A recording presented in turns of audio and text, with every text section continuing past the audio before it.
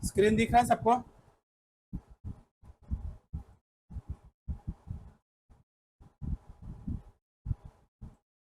Screen दिख रहा है क्या? कोई रिप्लाई करेगा?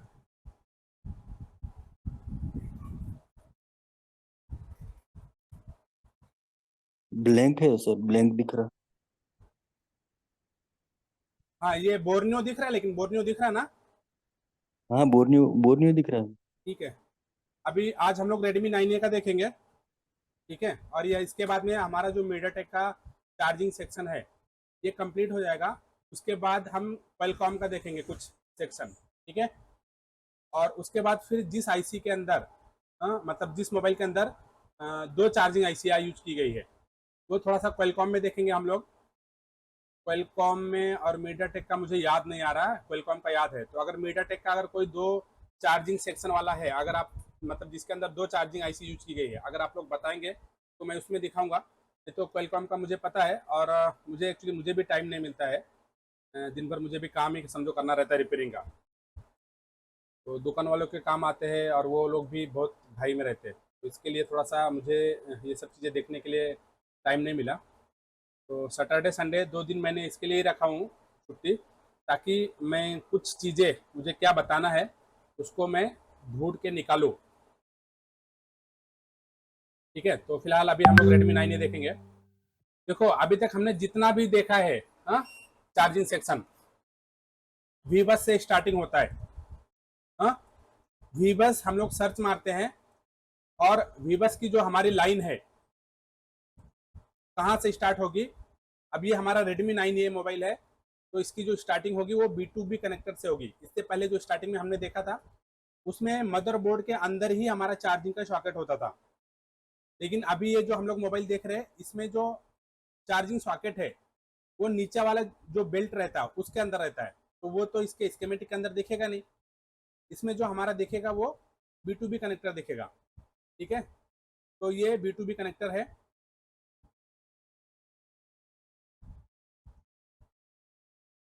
रेडमी 9A का। यहाँ से वी बस की सप्लाई आउट हुई, और आउट होने के बाद में हमारा जो उसके आगे का जो सर्किट है, मतलब यहाँ से निकलने के बाद हमारा वो बीपी के अंदर जाता है।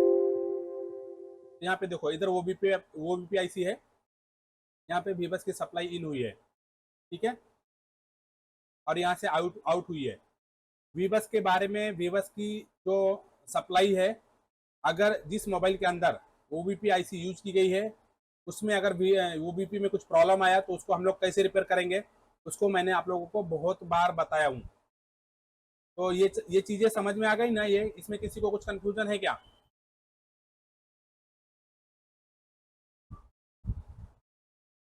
कोई रिप्लाई करे, किसी को कुछ कंफ्यूजन है तो बोल सकता है। सर कोई ओबीपी कंफ्यूजन से नहीं। अगर आउटपुट नहीं मिल रहा है तो इसकी जो इनपुट रहेगी ओबीपी की, वहां से हम लोग ओबीपी के आउटपुट का जो कंपोनेंट होगा वहां पे डायरेक्ट हम लोग जंपर मार देंगे।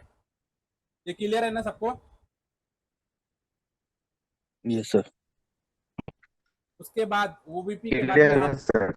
हाँ ठीक है, ओबीपी के बाद जो हमारा आउटपुट है वो जाता है हमारा चार्जिंग आईसी के अंदर। देखो वापस इधर आ गया, लेकिन हमें जाना कहाँ है?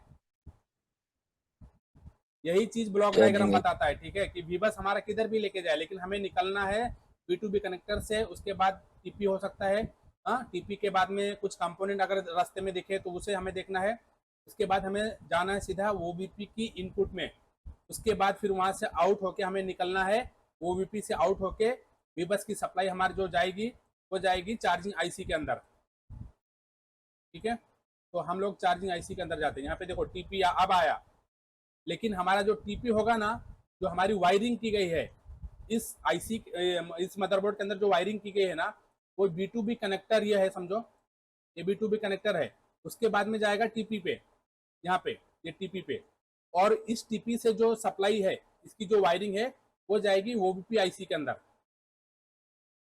और फिर इस ओबीपी आईसी से निकल के जाएगी वो चार्जिंग आईसी के अंदर। तो ये वायरिंग हमें, इसका ये जो ब्लॉक डायग्राम है ना, ये हमें याद होना चाहिए। आप लोग बनाओ ब्लॉक डायग्राम। देखो पीछे ला रहा है, लेकिन हमें पीछे नहीं जाना है। कहाँ जाना है? चार्जिंग आईसी के अंदर। आगे हम लोग यहाँ पे चार्जिंग आईसी के अंदर। ठीक है। ये चार्जिंग आईसी शायद अभी मैंने आप लोगों को दिखाया नहीं था, इसके लिए मैं दिखा रहा हूँ। और ये अभी के जो लेटेस्ट मोबाइल है ना उसके अंदर यूज की जाती है। BQ25601 है ये। इससे पहले हमने देखा था इसकी इनपुट 1 और 24 नंबर पे होता है। ठीक है, सबसे पहले हमें इसकी इनपुट वोल्टेज देखनी है। उसके बाद सेकेंड टेस्टिंग PMID। ड्राइंग जो मैं कर रहा हूँ दिख रहा है आप लोगों को? कर्सर दिख रहा है मेरा कर्सर? ड्राइंग नहीं दिख रहा है सर, सिर्फ नहीं सर। सिमेट्रिक है। कर्सर नहीं दिख रहा? नहीं दिख रहा। ये देखो मैं सर्कल बनाए हुए हैं, ये नहीं दिख रहा? हाँ, हाँ अभी हुआ। ब्लैक सर्कल आया। आया ना? हाँ, तो दिखना चाहिए ना। ये शायद साइज छोटा है क्या? ठीक है, ये बहुत मोटा हो जाएगा लेकिन।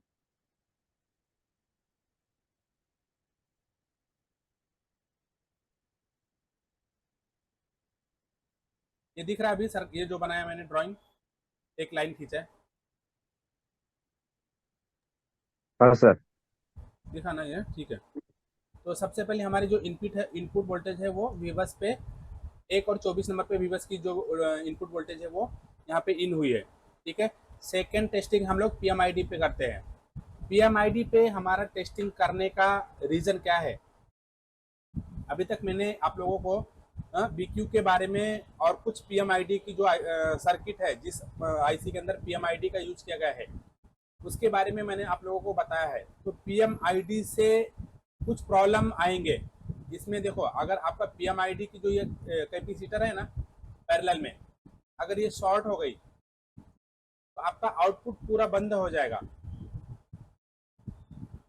तो अगर आउटपुट नहीं, देखो जो जो चीजें मैं बता रहा हूँ ना उसको अगर आप ध्यान से समझोगे तो एक एक जो प्रॉब्लम आपके मोबाइल में आएंगे चार्जिंग से रिलेटेड उसको आप स्टेप बाय स्टेप सॉल्व कर पाओगे। अगर आउटपुट नहीं मिल रहा है, यहाँ से स्विचिंग यहीं से निकलेगी ना, सिस्टम लाइन यहाँ पे स्विचिंग हो रही है 19 और 20 नंबर पे, और यहाँ से सप्लाई जो है वो आउट होगी VPH1 के। मीडियाटेक में VPH का नाम V सिस्टम होता है, सिस्टम वोल्टेज। तो अगर हमारा यहाँ पे इनपुट आउटपुट वोल्टेज नहीं मिल रहा है सिस्टम पे तो हमें इनपुट वोल्टेज चेक करना है। उसके बाद में PMID का जो कैपेसिटर है या वीबस की लाइन पे जो कैपेसिटर है उसको भी देखना है। अगर उसको वो शॉर्टिंग रहेगी ना तो आपका जो इनपुट वोल्टेज है वो पूरा का पूरा एक तो ड्रॉप हो जाएगा, दूसरा इस IC के अंदर शॉर्टिंग होने की वजह से CPU को मालूम पड़ जाएगा। यहाँ पे क्या होगा, GR कम हो जाएगा, इसकी जो GR है ना वो कम हो जाएगी और CPU इसकी हर IC की इंफॉर्मेशन सीरियल डेटा और सीरियल क्लॉक के थ्रू रीड करती रहती है, उसको चेक करते रहती है, कंटिन्यू हमेशा वॉचिंग में रहती है। तो अगर इसमें शॉर्टिंग आया, इनपुट वोल्टेज जितने हैं वीबस की इनपुट वोल्टेज में अगर शॉर्टिंग आया तो CPU जो है इस IC की जो आउटपुट है वो बंद करा देगा। एक तो यहाँ पे वोल्टेज जो है आपका वो ड्रॉप हो जाएगा शॉर्टिंग होने की वजह से, दूसरा जो है शॉर्टिंग होने की वजह से CPU इस IC की फंक्शन जो है ना उसको रुकवा देगा। तो हमें इनपुट वोल्टेज में जो कैपेसिटर लगे हैं या IC के अंदर पैरेलल में अगर कोई आपको कैपेसिटर मिल रहा है, अभी मैंने कल शायद आप लोगों को दिखाया था 6A में। ठीक है, तो वहां पे क्या होता है, किसी किसी लाइन पे सीधा सीधा ऐसा एक पैरेलल में कैपेसिटर लगा देता है, फिल्ट्रेशन के लिए लगा देते हैं यहाँ पे। ठीक है, और इसकी लाइन कहीं पे यहाँ से निकल के जाती नहीं है। तो अगर ये कैपेसिटर आपका शॉर्ट हो जाएगा ना तो भी आपकी जो ये चार्जिंग की IC है उसका फंक्शन बंद हो जाएगा। तो ये हमारा इनपुट वोल्टेज होगा, PMID हो गई। उसके बाद में 19 और 20 नंबर की जो पिन है यहाँ से स्विचिंग होके एक बक कॉइल के थ्रू आउटपुट निकलेगा और ये लाइन जाएगा पूरा सिस्टम पे। कितना क्लियर है?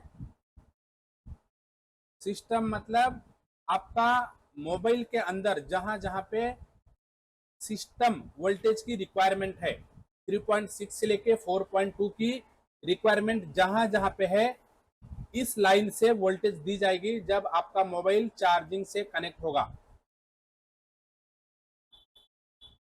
ठीक है।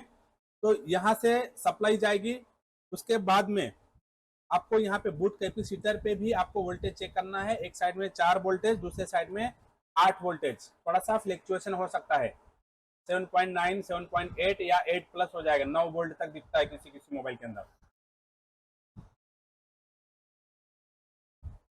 तो यहाँ से जो आपका स्विचिंग वोल्टेज सिस्टम के लिए निकला है, उसी लाइन से एक इसी आईसी के अंदर एक लाइन इस आईसी के अंदर इनपुट होगी, जहां पे लिखा है सिस मतलब सिस्टम, और फिर यही लाइन से एक दो इस आईसी के दो पिनों से 13 और 14 नंबर की जो पिन है वहां से यही सप्लाई आउट होगी।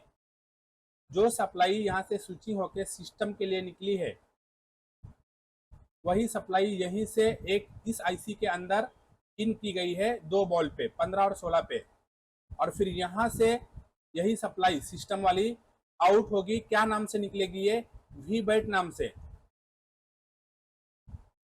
वी बैट नाम से निकलेगी, और फिर ये सप्लाई जाएगी हमारा बैटरी, जो बैटरी का कनेक्टर है उस पे जाएगा। यहाँ पे देखो बैटरी की कनेक्टर पे आ गया, ठीक है। बैटरी कनेक्टर के लाइन पे एक कैपेसिटर, एक टीवीएस डायोड और एक जीनर डायोड लगा हुआ है।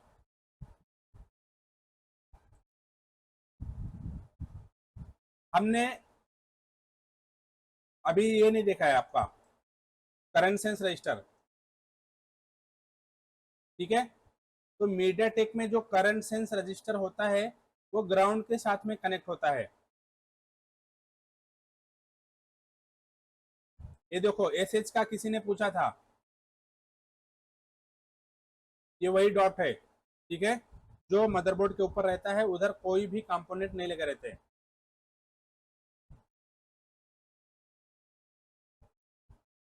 ये करंट सेंस रजिस्टर है, और ये करंट सेंस रजिस्टर देखो कहाँ कहीं गई है।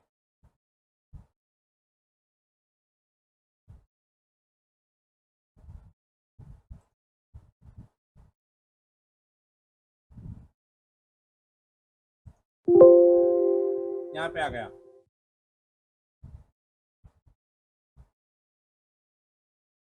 ठीक है।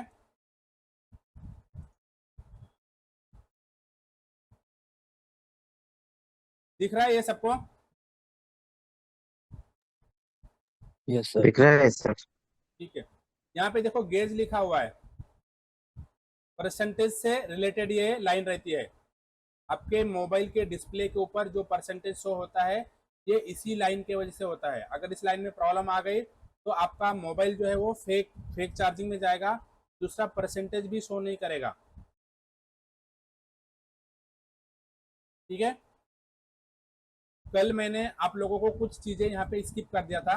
हाँ, इसमें कौन सा मोबाइल था हमारा? रेडमी 6 ए। तो इसमें मैं बताता हूँ, यही वाली पावर आईसी थी MT6357 CRB 6A में भी यही आईसी यूज की गई है। यहाँ पे बैट सेंस दिख रहा है किसी को? ये बैट सेंस दिख रहा है?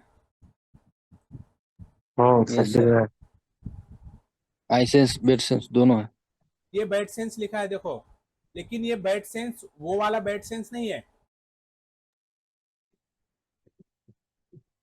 ठीक है। कौन सा वाला? चार्जिंग की परसेंटेज को सेंस करके वोल्टेज आउटपुट कराने के लिए ये बैट सेंस नहीं है। इसको देखो पहले, ये लाइन कहां से आई है देखो,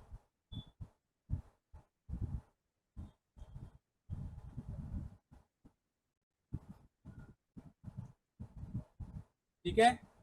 जो bat sense I sense charging की परसेंटेज को सेंस कराना रहेगा जिस लाइन से, उसकी लाइन जो है वो कनेक्ट होगी करंट सेंस रजिस्टर से।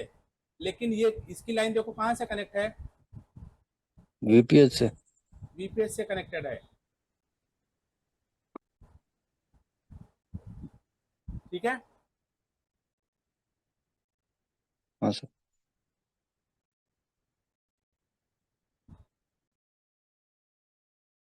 इसको मैं आपको पहले इसमें बताऊंगा, क्वेलकॉम में बताऊंगा ये बैटरी की सेंस के लिए रहती है।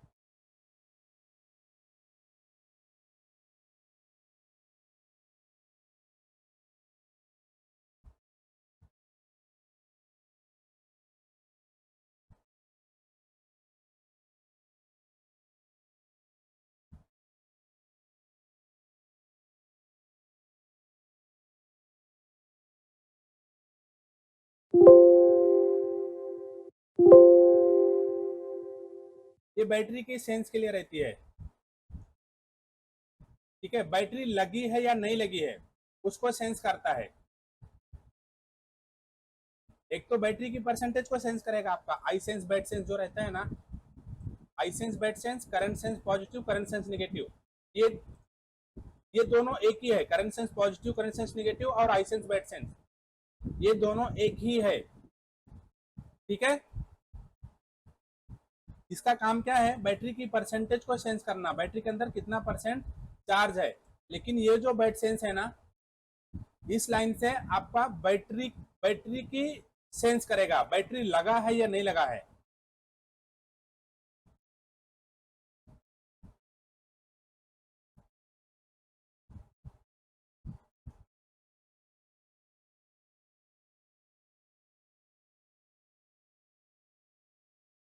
तो ये इसकी आउटपुट लाइन हो गई। उसके बाद इसकी कंट्रोलिंग लाइन होती है। ठीक है, आउटपुट इनपुट हमने चेक कर लिया, आउटपुट चेक कर लिया। उसके बाद हम लोग देखते थे कंट्रोलिंग। तो इसकी कंट्रोलिंग लाइन कोई बताएगा कौन सी है।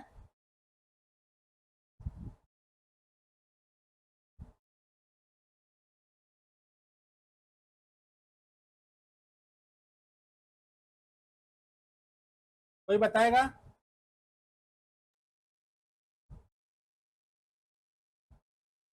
भाई कंट्रोलिंग इनपुट हमने देखा, आउटपुट देख लिया, अभी कंट्रोलिंग बताओ।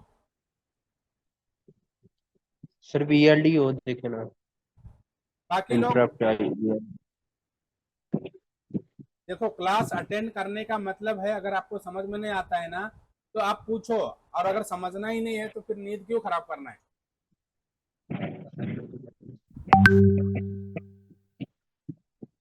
नहीं समझ में आता है तो पूछो। हमने सर बताइए, आप ही बता दिए। इनपुट वोल्टेज देख लिया, आउटपुट देख लिया, ठीक है। हाँ, अगर नहीं समझ में आता है पूछो, आप कितना भी बार पूछो, मैं बताऊंगा, मैं एक्सप्लेन करने के लिए बैठा हूँ। ये देखो यहाँ पे VLDO लिखा है ना, उसके नीचे REGN भी है। इससे पहले की सर्किट जो था उसमें मैंने आप लोगों को दिखाया था REGN। तो ये एक इसकी कंट्रोलिंग लाइन है, यहाँ से 5 वोल्टेज के आसपास निकलेगा, 4.8। ठीक है, ये इसकी कंट्रोलिंग लाइन है, यहाँ से वोल्टेज निकलेगा और फिर ये REGN की लाइन देखो इसी IC के अंदर आएगी वापस, यहाँ पे आई देखो। ठीक है, और इसमें एक 10 किलो ओम 10 किलो ओम का रजिस्टर यूज करके डिवाइडर सर्किट बनाई गई है। ये TS की लाइन है, TS की लाइन। इसमें अगर इस इनपुट वोल्टेज या रजिस्टर में प्रॉब्लम आएगा तो आपका मोबाइल जो है वो फेक चार्जिंग में जाएगा या आपका मोबाइल चार्ज नहीं होगा। डिस्प्ले के ऊपर थर्मल का एरर नहीं देखने को मिलेगा इस लाइन से। TS का मतलब होता है थर्मल सेंसिंग, लेकिन इस लाइन से आपके डिस्प्ले के ऊपर थर्मल का एरर नहीं आएगा। अगर TMMC के अंदर, सॉफ्टवेयर के अंदर अगर कंपनी वाले प्रोग्रामिंग करके दे दे कि इस लाइन के वजह से अगर इसमें कुछ डिफरेंसेस आएगा तो थर्मल सेंसिंग का एरर देना है, तो वो एरर दे सकता है, लेकिन कंपनी वाले प्रोग्रामिंग करते ही नहीं है। इस लाइन से अगर कुछ प्रॉब्लम आए तो डिस्प्ले के ऊपर मोबाइल के अंदर थर्मल का एरर देने के लिए TMMC के अंदर प्रोग्रामिंग नहीं की जाती है। किसी ने Redmi 8A का थर्मल का एरर सॉल्व किया है, टेम्परेचर का? Redmi 8A सर उसमें जो है ना एप्लीकेशन का आता है, लेकिन वो नेटवर्क एरिया के पास जो है ना एक थर्मिस्टर लगा होता है, उसको रिमूव करने से वो खत्म हो जाता है। वो तो बहुत सारे नहीं, रिमूव करने से नहीं होगा सॉल्व, रिमूव करने से कैसे सॉल्व होगा। उसमें कंपोनेंट आपको लगाना पड़ेगा, वो डिवाइडर सर्किट बनानी पड़ेगी, उसकी जो इनपुट वोल्टेज है ना वहां पे मिलना चाहिए। Okay okay.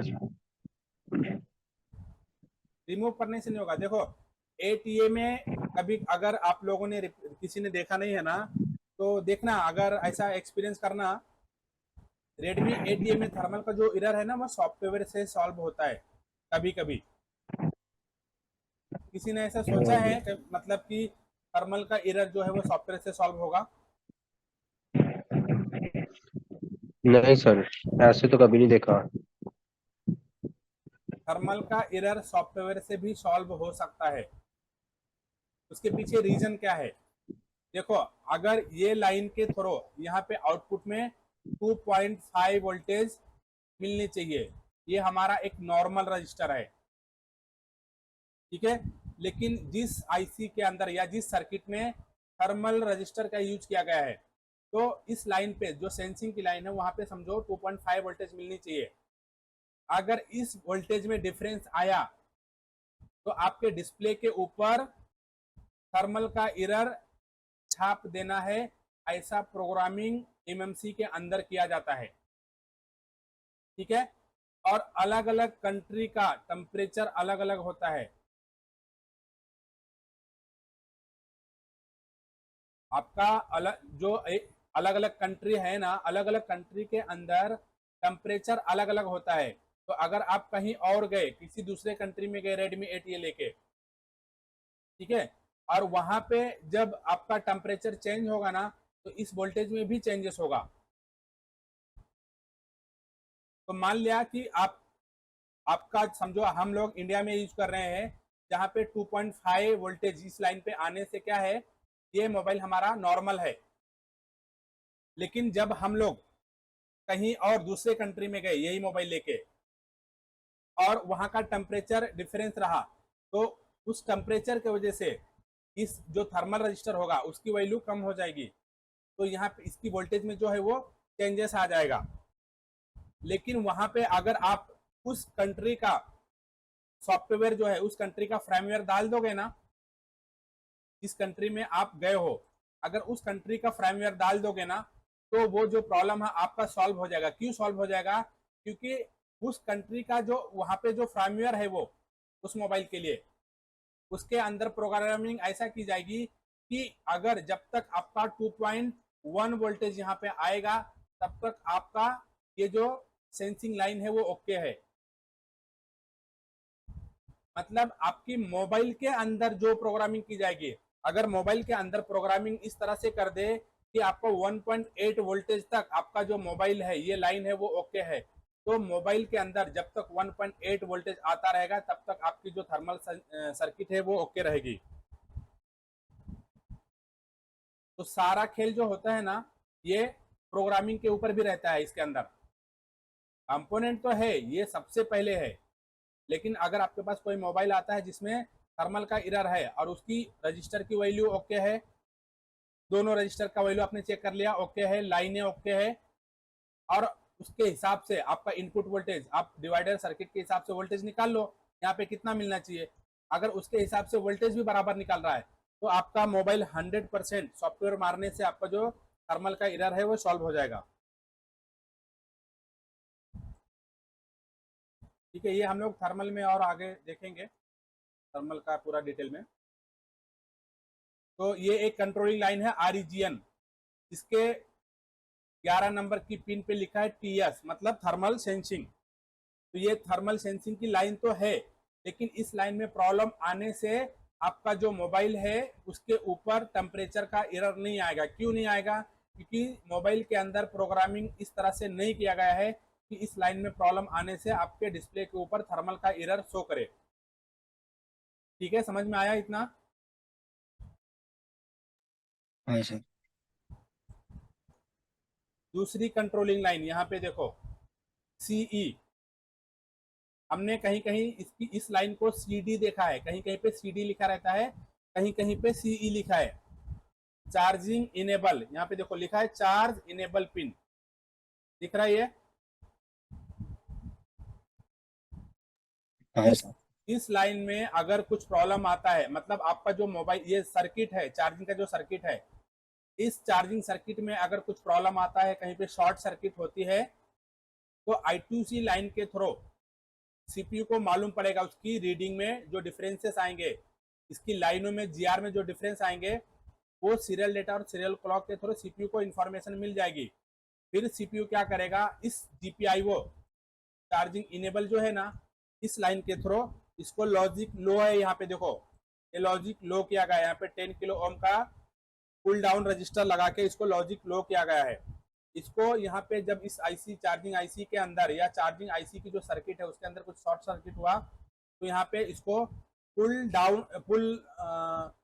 डाउन है ना, तो इसको पुल अप कर देगा, यहाँ पे रीडिंग जो है वो हाई कर देगा। आप मोबाइल को चार्जर से निकालो, मोबाइल हमारा चार्जिंग से कनेक्ट नहीं होना चाहिए, उस टाइम पे यहाँ पे आप रीडिंग चेक करोगे तो 400 से लेके 600 तक यहाँ पे जीआर आएगा। लेकिन जब आप चार्जिंग लगाओगे तो यहाँ का जो जीआर है वो चेंज हो जाएगा, वो 100 से लेके 200 तक आएगा जीआर।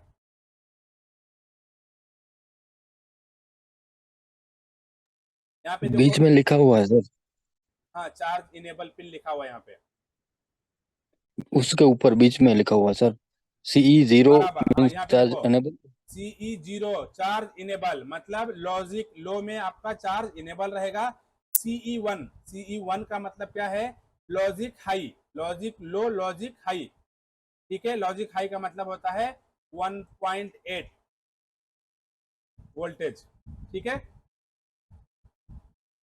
तो यहाँ पे जब लॉजिक लो होगा तो आपका मोबाइल चार्जिंग मोड में रहेगा, और जब लॉजिक हाई होगा तो आपका जो मोबाइल चार्जिंग सर्किट है वो डिसेबल रहेगा, आपका चार्जिंग लॉजिक हाई मोड में चार्ज नहीं होगा।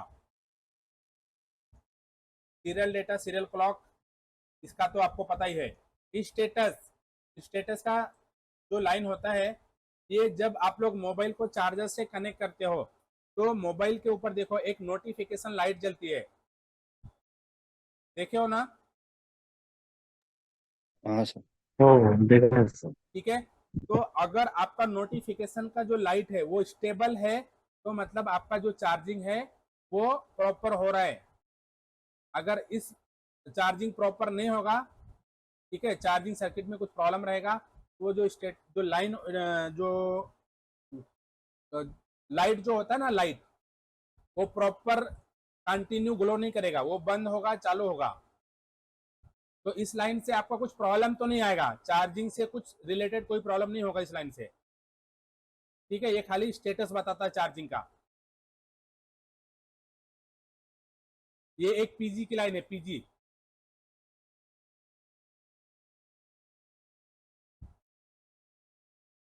ठीक है, इसको मैं बताता हूं अभी बाद में। PSEL की लाइन, इसके बारे में पता है सबको ना, पावर सोर्स सिलेक्शन, इसका फुल फॉर्म होता है, हो सकता है यहाँ पे लिखा हो कहीं पे, यहाँ पे देखो लिखा है पावर सोर्स सिलेक्शन इनपुट, ठीक है। इस लाइन के थ्रू ये चार्जिंग आईसी आपका जो चार्जर है उसकी वोल्टेज और एम्पियर को चेंज करेगा। यहाँ पे देखो लिखा है input current limit by pulling, ठीक है। 2.4 एम्पियर तक ये चार्जर जो है वो चार्जिंग आईसी आउटपुट दे सकता है। तो आपने चार्जर कौन सा लगाया है उसकी इंफॉर्मेशन इस लाइन के थ्रू, PSEL की लाइन से ये आईसी लेगा और फिर चार्जर को आउटपुट में उसके हिसाब से वोल्टेज और एम्पियर यहाँ से निकालेगा।